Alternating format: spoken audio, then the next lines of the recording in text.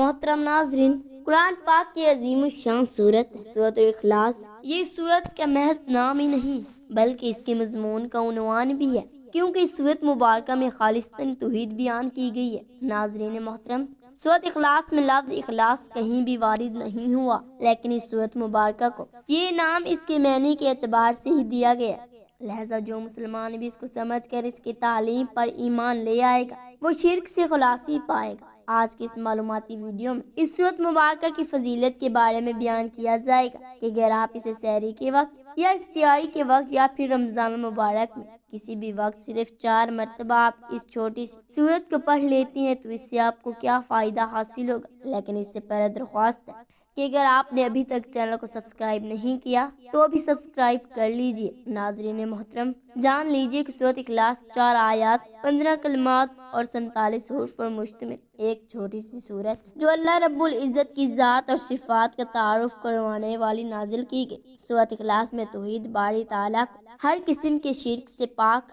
اور خالص کر کے بیان فرمایا گیا، اس لیے یہ سورۃ اخلاص کہلاتی ہے۔ کہنے کو تو یہ ایک چھوٹی سی سورت ہے، لیکن فضیلت اور معنویت کے لحاظ سے بے حد وسیع ہے۔ اس کے مکی اور مدنی دونوں کے ہونے میں اختلاف ہے۔ حضرت عبداللہ ابن مسعود رضی اللہ تعالیٰ عنہ سے روایت ہے کہ قریش کے لوگ نے نبی کریم صلی اللہ علیہ وآلہ وسلم سے کہا کہ اپنے رب کا اسم ہمیں بیان کیجیے۔ اس کے جواب میں یہ سورت نازل کی گئی، کیونکہ اہل عرب کا یہ فائدہ تھا کہ جب بھی کسی انجبی سے ملتے تو پہلے اس کا حسب نفس دریافت کرتے۔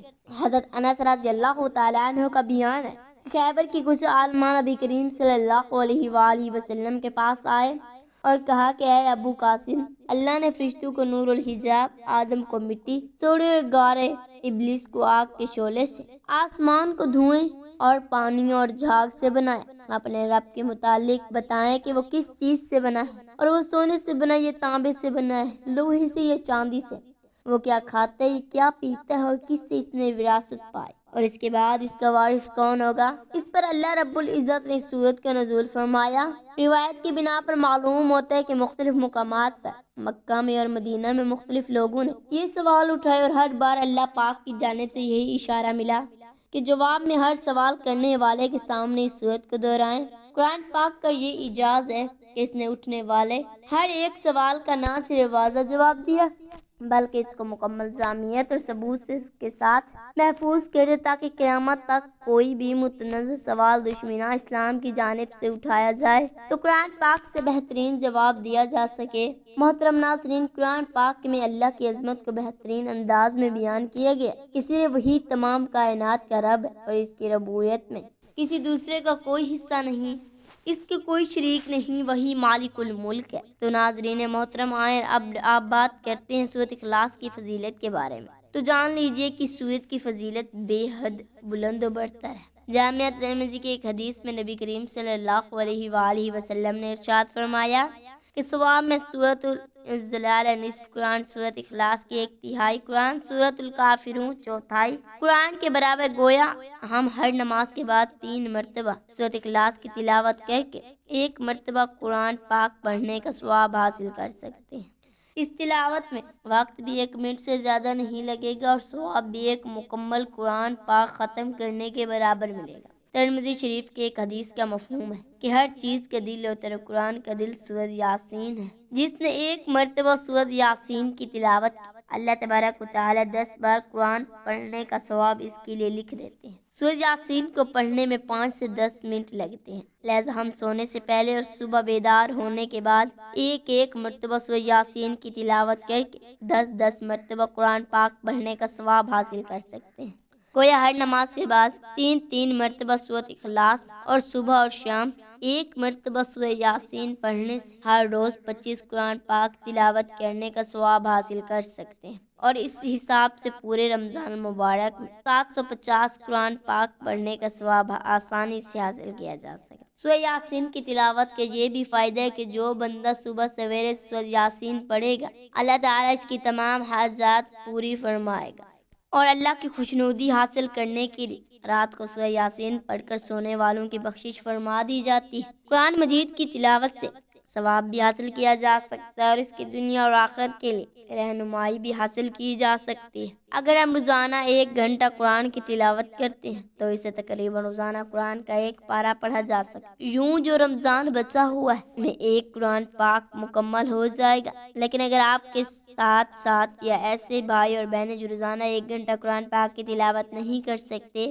وہ سحری اور افطاری میں اور ہر نماز کے بعد صرف 3 مرتبہ سورۃ اخلاص کی تلاوت کر لیا کریں تو اسی طرح سے انہیں ہر نماز کے بعد 1 مکمل قرآن پاک پڑھنے کا ثواب حاصل ہو جائے گا انشاءاللہ۔ اور یوں اگر دن میں دوبارہ سورۃ یاسین بھی پڑھ لیا کریں تو یوں ہر روز 23 قرآن پڑھنے کا ثواب حاصل ہو سکتا ہے۔ مزید جان لیجئے کہ نبی کریم صلی اللہ علیہ وآلہ وسلم کے فرمان کے مطابق رمضان المبارک کے بابرکت مہینے میں نیکی کے ہر عمل کا 70 گنا ثواب تک بڑھایا دیا جاتا ہے۔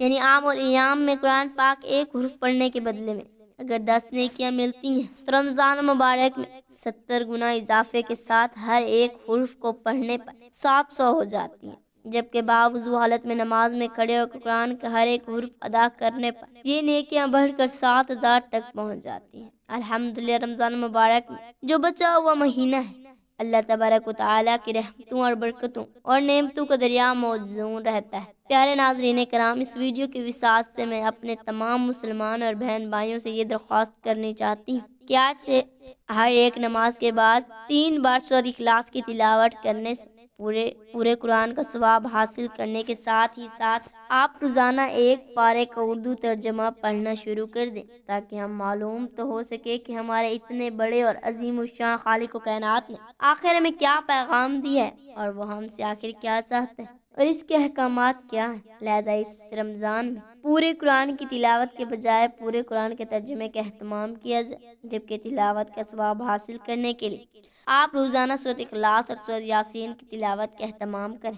ناظرین محترم، جیسا کہ اس ویڈیو میں سورۃ اخلاص کی برکات بیان کی جا رہی ہیں تو مزید سماعت فرما لیجئے کہ نبی کریم صلی اللہ علیہ وآلہ وسلم نے ارشاد فرمایا، جس شخص نے گھر میں داخل ہوتے سورۃ اخلاص کے ورد کیا تو اس کے گھر کے تمام مصیبتیں، بلائیں، فقر و فاقہ دور کر دیا جاتا ہے۔ مزید جان لیجئے کہ سورۃ اخلاص کو سر درد کے لیے بھی پڑھا جا سکتا ہے۔ اس کے لیے 11 مرتبہ سورۃ اخلاص پڑھ کے مریض کے ماتھے پر دم کر دیجئے تو انشاءاللہ سر درد جاتا رہے گا۔ پورے دن میں 3 دم کرنے سے سر درد مکمل طور پر جاتا رہے گا۔ محترم ناظرین، کچھ خواتین کے لیے بچے حمل کے دوران ہی ضائع ہو جاتے ہیں۔ اگر وہ حمل کے لیے پہلے مہینے دیسی اجوائن، کالی مرچ اور شہد پر 100 مرتبہ سورۃ اخلاص دم کر کے رکھ لیں اور ہر روز 1 چٹکی اجوائن، 3 عدد کالی مرچیں کھا کر انگلی سے شہد لگا کر چاٹ لیا کرے تو انشاءاللہ اس عمل سے بچوں کے ضائع ہو جانے کا مسئلہ ٹھیک ہو جائے گا۔ جبکہ کچھ لوگ ہر روز مقررہ مقدار پر 100 بار سورۃ اخلاص دم کر کے استعمال کر لیتے ہیں، اس سے زیادہ فضیلت حاصل ہوتی ہے۔ کوشش کریں کہ کسی نیک بزرگ سے یہ دم کروائیں تاکہ زیادہ مقبول ہو سکے۔ ناظرین کرام، اگر کسی کو ڈراؤنے خواب آنے کا مسئلہ ہو تو اسے چاہے کہ وہ باوضو نماز پڑھ کر بستر پر لیٹ جائے، 1 بار سورۃ فاتحہ اور 3 بار سورۃ اخلاص پڑھ کر اپنے اوپر پھونک مار کر سو جائے تو انشاءاللہ ڈراؤنے خواب نہیں آئیں گے۔ اگر آپ روزانہ دن میں 8 بار سورۃ اخلاص پڑھتے ہیں تو اس سے ہر طرح کی پریشانیاں دور ہوتی ہیں اور اس کے تمام حاجات پوری ہو جاتی ہیں۔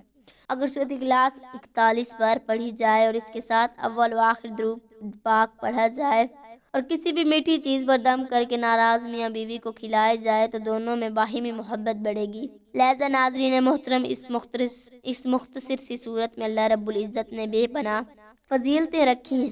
ہمیں چاہے کہ ہم روزانہ اس صورت مبارکہ کو پڑھنے کی عادت بنا لیں تاکہ دنیا اور آخرت دونوں سنور سکیں۔ اللہ رب العزت سے دعا ہے کہ نیکی کی بات کو سننے، سمجھنے اور اس پر عمل کرنے کی توفیق و طاقت مرحمت فرمائے، آمین۔